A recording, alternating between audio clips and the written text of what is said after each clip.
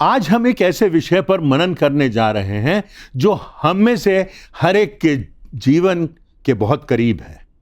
जब जीवन में सब कुछ अच्छा चल रहा होता है तब हमारी प्रार्थनाओं का उत्तर लगता है कि हमको मिल गया है।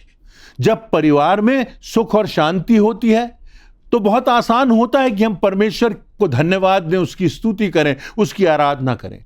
लेकिन असली चुनौती तब आती है जब अचानक हमारे जीवन में कोई भयानक तूफान आ जाता है, विषमता आ जाती है, अनापेक्षित आ जाता है।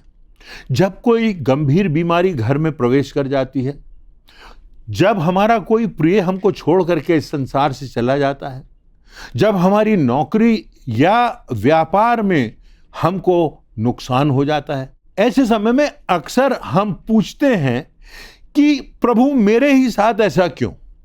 मैंने तो कोई ऐसा पाप नहीं किया, मैं तो प्रार्थना करता हूं, मैं तो तेरी आराधना करता हूं, मैं तो तुझ पर विश्वास करता हूं, तो मेरे जीवन में यह विषमता क्यों आई? आज हम पवित्र शास्त्र से, बाइबल से इस बात का अध्ययन करेंगे कि विषमताओं और उनके पीछे छुपे हुए जो परमेश्वर के उद्देश्य हैं वे कौन से हो सकते हैं, और इसको समझने का प्रयास करेंगे। पतरस के पहले पत्र के 4 अध्याय की 12वीं आयत में लिखा है कि हे प्रियो, जो दुख रूपी अग्नि तुम्हारे परखने के लिए तुम पर भड़की है, इससे यह समझकर अचंभा ना करो कि कोई अनोखी बात तुम पर बीत रही है। ध्यान दीजिए, पतरस इस दुख को एक अग्नि रूपी परख कह रहा। हम अक्सर इस सोच में रहते हैं कि यदि हमने परमेश्वर पर विश्वास किया, प्रभु यीशु मसीह को स्वीकार कर लिया, हम उसकी आराधना कर रहे हैं, तो हमारा जीवन दुखों से मुक्त हो जाएगा। हमें लगता है कि अब कोई बड़ी बीमारी, कोई आर्थिक तंगी, कोई पारिवारिक समस्या हमारे पास नहीं आएगी, क्योंकि हम तो परमेश्वर के रास्ते पर चल रहे हैं, हम तो विश्वास कर रहे हैं। लेकिन बाइबल ऐसी बातें हमको नहीं सिखाती। पतरस लिखते हैं कि जब दुख आए तो अचंभा मत करो, यह कोई अचरज की बात नहीं है। संसार में रहते हुए हमें क्लेश होगा, लेकिन इन क्लेशों और विषमताओं के पीछे एक परमेश्वर की योजना है। आइए आज हम परमेश्वर के वचन से 4 ऐसे कारणों पर विचार करेंगे कि जब हमारे जीवन में विषमता आती है तो परमेश्वर उसकी अनुमति क्यों देता है। पहली बात, आधारभूत बात, जब हमारे जीवन में विषमता आती है, अप्रत्याशित आता है, जो हमने कभी सोचा नहीं था वो होता है, तो वह इसलिए भी होता है कि परमेश्वर की महिमा हमारी जिंदगियों से प्रकट हो। कई बार हमारी परिस्थितियां विपरीत होती हैं ताकि परमेश्वर अपनी अद्भुत सामर्थ और अपना प्रकाश हमारे जीवन से व्यक्त कर सके। हमारे दुख से प्रभु यीशु मसीह की महिमा हो, परमेश्वर को आदर मिले। आप ये बात सोचिए, जब आप पीड़ा में होते हैं उस समय जो कुछ आप कहते हैं वह बहुत मायने रखता है।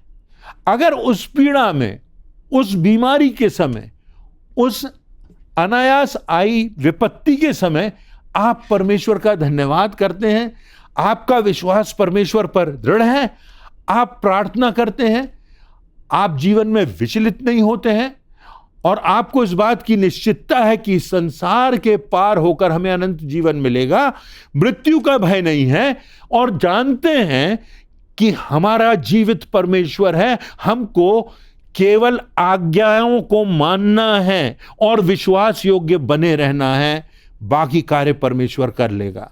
हम तो डर के हुए मिट्टी के पात्र हैं। यूहन्ना रचित सुसमाचार के 9वें अध्याय की 1 से 3 आयतों में हम एक ऐसे व्यक्ति की कहानी पढ़ते हैं जो जन्म से अंधा था। जब चेलों ने उसे देखा तो उनकी सोच बिल्कुल वैसी ही थी जैसे आज अधिकांश लोगों की सोच होती है। उन्होंने प्रभु यीशु मसीह से पूछा कि हे गुरु, किसने पाप किया था कि यह अंधा पैदा हुआ? इसने पाप किया था या इसके माता पिता ने? चेलों को लगा कि कोई विषमता का कारण श्राप या पाप ही होगा, लेकिन प्रभु यीशु मसीह का उत्तर अद्भुत था। प्रभु यीशु मसीह ने कहा, ना तो इसने पाप किया ना इसके माता पिता ने, परंतु यह इसलिए हुआ कि परमेश्वर के काम उसमें प्रकट हों। सोचिए जरा, उस व्यक्ति ने जन्म से लेकर उस दिन तक कितने ताने सुने होंगे, कितना तिरस्कार सहा होगा, लेकिन उसका वह अंधापन परमेश्वर से एक बहुत बड़े चमत्कार की पृष्ठभूमि तैयार कर रहा था। कई बार हमारे जीवन में सबसे बड़ा दुख और हमारी सबसे बड़ी विपत्ति इसलिए आती है ताकि जब परमेश्वर हमको उससे बाहर निकाले तो हर एक व्यक्ति के सामने परमेश्वर की सामर्थ की गवाही हो सके कि यह कार्य इस इंसान का नहीं, यह परमेश्वर का है। आपने अपने जीवन में कई बार ऐसा देखा है कि सब तरफ द्वार बंद हो गए, ये अचानक से ऐसी विषमता क्यों आ गई, और तब परमेश्वर ने अद्भुत रीति से एक नया रास्ता तैयार किया और परमेश्वर ने अद्भुत रीति से हमको इस समस्या से बचा लिया, या इस समस्या में भी हमारी जीवन से, हमारी सोच से परमेश्वर की महिमा हुई। तो परमेश्वर की महिमा हो, उसके अंधत्व से परमेश्वर की सामर्थ दिखाई दे। एक आश्चर्यकर्म होने वाला है। प्रभु यीशु मसीह के परमेश्वरत्व को प्रकाशित होने का समय आ गया है, और तब प्रभु यीशु मसीह उसको चंगाई देता है, उसको रोशनी मिल जाती है, उसकी आंखों से दिखाई देने लगता है। सब लोग आश्चर्यचकित हो जाते हैं कि प्रभु यीशु मसीह ने ऐसा महान आश्चर्य कर्म किया जो केवल परमेश्वर के द्वारा ही संभव था। तो इस प्रभु यीशु मसीह के परमेश्वरत्व को प्रकाशित करने के लिए इस व्यक्ति के अंधत्व का उपयोग परमेश्वर ने किया। कितनी बार हमारे जीवन में हम यदि पक्के विश्वासी हैं और यदि हमारे जीवन में ऐसी स्थिति आती है, ऐसी विषमता आती है, तो उसमें परमेश्वर की गवाही होगी। हमको विश्वास योग्यता से आगे बढ़ते जाना है। विषमताओं का दूसरा कारण परमेश्वर का प्रेम है, जो हमको एक गलत राह पर जाने से बचा लेता है और सही मार्ग पर ले आता है। इब्रानियों के पत्र के 12वें अध्याय की 6वीं आयत में लिखा हुआ है, जिससे प्रभु प्रेम करता है उसकी ताड़ना भी करता है। एक सांसारिक पिता के विषय में सोचिए। यदि एक पिता देखता है कि उसका बच्चा आग के पास जा रहा है, या किसी गलत संगत में पड़ गया है, या किसी गलत कार्य की ओर बढ़ रहा है, तो क्या करेगा?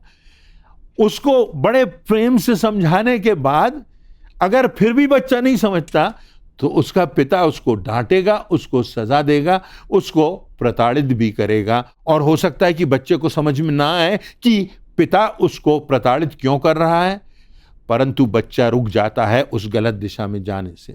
पिता जानता है कि थोड़ी देर का जो दुख है वह बच्चे की जान बचा लेगा। कई बार छोटे बच्चों को आप डॉक्टर के पास ले जाएं और उसको कहीं रक्त का परीक्षण हो या कहीं कोई प्रक्रिया से गुजरना हो, कोई सर्जरी हो, बच्चा तो नहीं समझता कि माता पिता ऐसी जगह क्यों लाए जहां हमको ये पीड़ा मिल रही है। उसी प्रकार हम नहीं समझ सकते, क्योंकि हमारी बुद्धि सीमित है, हम समय के पार नहीं देख सकते, परंतु परमेश्वर देखता है। उस प्रक्रिया से, उस पीड़ा की प्रक्रिया से, उस दर्द से गुजरने के बाद बच्चे को उस रोग से मुक्ति मिल जाती है, वो चंगाई को प्राप्त कर लेता है। इसी प्रकार सांसारिकता में कभी कभी हम इतने सांसारिक सुखों में पड़ जाते हैं कि हम परमेश्वर को भूल जाते हैं, और हमको लगता है कि हमको सब कुछ प्राप्त हो गया, हमारा घमंड हम पर हावी हो जाता है। तो परमेश्वर परिस्थितियों को कठोर होने देता है कि वापस हम परमेश्वर की ओर मुड़ सकें। इब्रानियों के पत्र के 12वें अध्याय की 11वीं आयत में लिखा है कि वर्तमान में हर ताड़ना आनंद की नहीं बल्कि शोक की बात दिखाई देती है, लेकिन बाद में उसके सहने वालों को चैन के साथ धर्म का प्रतिफल मिलता है। तो इसलिए यदि आज आप या मैं किसी ऐसी विषमता से गुजर रहे हैं, तो हम समझ लें कि कहीं परमेश्वर अपने प्रेम से हमको वापस बुला रहा है, अपने करीब बुला रहा है। देख लें कि कहीं गलत मार्ग पर तो हम नहीं जा रहे हैं, और समझ जाएं, ठहर जाएं, और उस प्रताड़ना से हम गुजरते हुए अपने जीवन की दिशा परमेश्वर की राह की ओर कर दें। तो कई बार हमारे जीवन में परमेश्वर प्रताड़ना को, अनिश्चितता को लाता है, अनुमति देता है, ताकि हम उसकी निकटता में आ सकें। तीसरी बात, हमें परमेश्वर के अनुग्रह पर निर्भर रहना सिखाने के लिए भी ये विषमताएं हम पर आती हैं। कई बार हमको अपनी योग्यताओं पर, अपनी बुद्धिमत्ता पर, अपने अच्छे वेतन पर, अच्छे बैंक बैलेंस पर, अपनी जायदाद संपत्ति पर इतना भरोसा हो जाता है कि हमको लगता है हमें क्या ज़रूरत है परमेश्वर की, हमारे पास तो सब है। तब परमेश्वर हमारे जीवन में ऐसी विषमताएं आने देता है जो हमें घुटनों पर ले जाएं। जीवन में सब कुछ पैसे से हम नहीं खरीद सकते। पौलुस प्रेरित इसका सबसे बड़ा उदाहरण है। कुरिन्थियों की दूसरे पत्र के 12वें अध्याय की 7वीं से 10वीं आयत में पौलुस लिखता है कि उसके शरीर में एक कांटा चुभाया गया है और उससे इतनी पीड़ा होती है जैसे शैतान का एक दूत उसको मारता है। पौलुस जो दूसरों के लिए प्रार्थना करने वाला था, जिसके द्वारा परमेश्वर की सामर्थ्य से मृतक भी जी उठते थे, एक भयंकर पीड़ा से गुजर रहा। और वो लिखता है कि मैंने 3 बार प्रभु से प्रार्थना की कि ये पीड़ा मुझसे दूर हो जाए। और प्रभु का क्या उत्तर मिला? प्रभु ने कहा, मेरा अनुग्रह ही तेरे लिए काफी है, मेरी सामर्थ्य तेरी निर्बलता में सिद्ध होगी। जब हम निर्बल होते हैं तो हम स्मरण रखें कि जब हमारी निर्बलता है, हम विश्वास योग्यता से परमेश्वर के वचन पर चलते रहें, उसका अनुगमन करते रहें, विश्वास में मजबूत बने रहें, क्योंकि हमारी निर्बलता में परमेश्वर की सामर्थ्य सिद्ध होगी, उसकी गवाही होगी। इन दरके हुए पात्रों से परमेश्वर की ज्योति प्रकाशित होगी। परमेश्वर चाहता है कि हम उसके अनुग्रह को समझें, इस बात को समझें कि जब हम कमज़ोर होते हैं तब हमारे पास 2 रास्ते होते हैं। मानो हम एक दोराहे पर खड़े हो जाते हैं, या तो हम परमेश्वर से दूर चले जाएं, या हम संपूर्णता से परमेश्वर पर निर्भर हो जाएं और कहें, परमेश्वर मेरी निर्बलता में तेरी सामर्थ कार्य करे, तेरी सामर्थ प्रकाशित हो। और तब अद्भुत रीति से परमेश्वर विषमताओं में, हमारी कमजोरी में महान कार्य करता है। कितने लोगों को चंगाई मिली, कितने लोगों के जीवन जो निराशा से टूट गए थे, जो सोचते थे कि अब हमारे लिए आत्महत्या का रास्ता ही बाकी बचा है, परमेश्वर के मार्ग पर फिर गए और परमेश्वर की महान गवाही बन गए। कितनी बार हमारी निर्बलता में परमेश्वर का बल, परमेश्वर की शक्ति और उसका प्रकाश दिखाई देता है। चौथी बात, हमारे विश्वास की परख और परिपक्वता के लिए विषमताओं की अनुमति परमेश्वर देता है।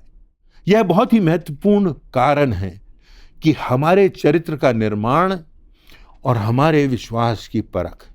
अय्यूब की पुस्तक के पहले आयत की पहली आयत और 8वीं आयतों में हम पढ़ते हैं कि अय्यूब एक खरा और सीधा मनुष्य था।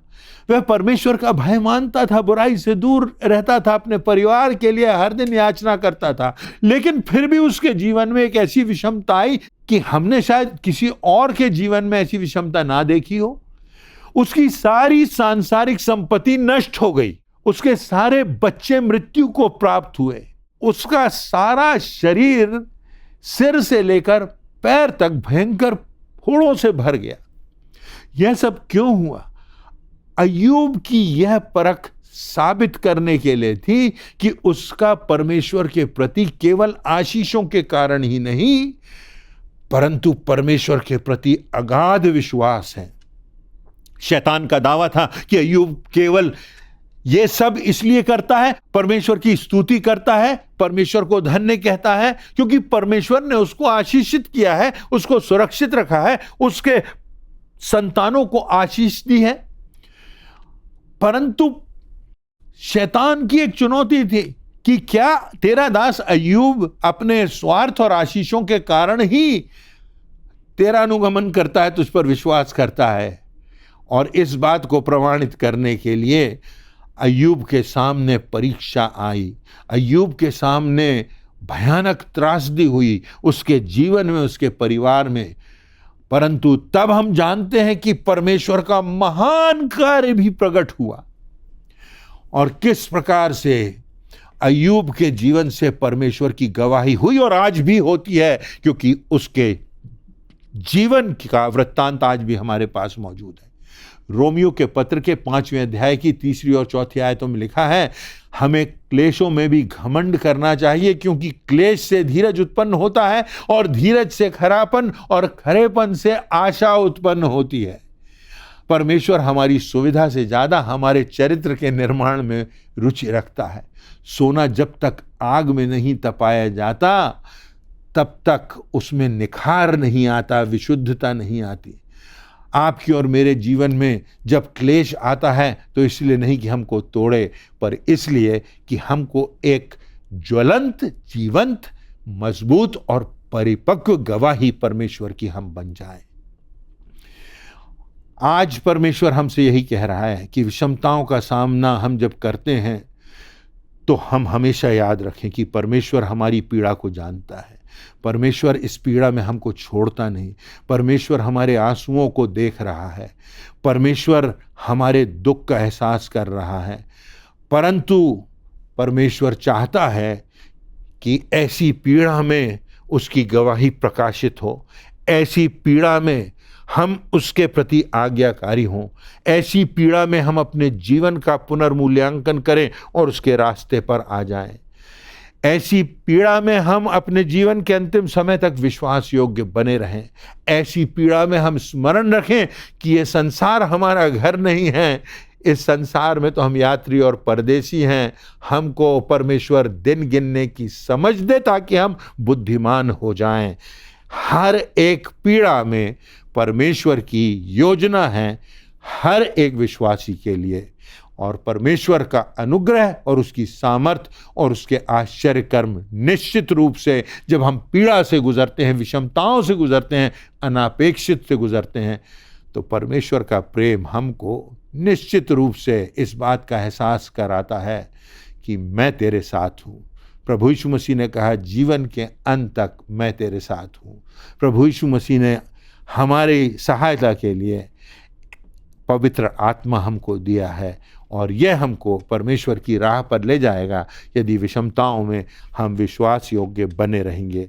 तो यही चुनौती आज मेरे और आपके लिए है, और इसी बात की प्रेरणा से हम आगे बढ़ते जाएंगे चाहे कुछ भी हो, ताकि जीवन के अंतिम समय तक हम विश्वास योग्य रहें। तो परमेश्वर के वचन की प्रतिज्ञा है कि हमको अनंत जीवन का मुकुट परमेश्वर देगा। आइए हम प्रतिबद्ध हो जाएं कि जीवन के अंतिम समय तक हम परमेश्वर के सामने उसके साथ साथ चलेंगे और उसके प्रति विश्वास योग्यता का जीवन जिएंगे। परमेश्वर आपको, आपके परिवार को आशीषित करे और अपनी जीवित गवाही बनाकर आपकी जिंदगी से बहुतों को अनंत जीवन का संदेश दें, ऐसी मेरी याचना है।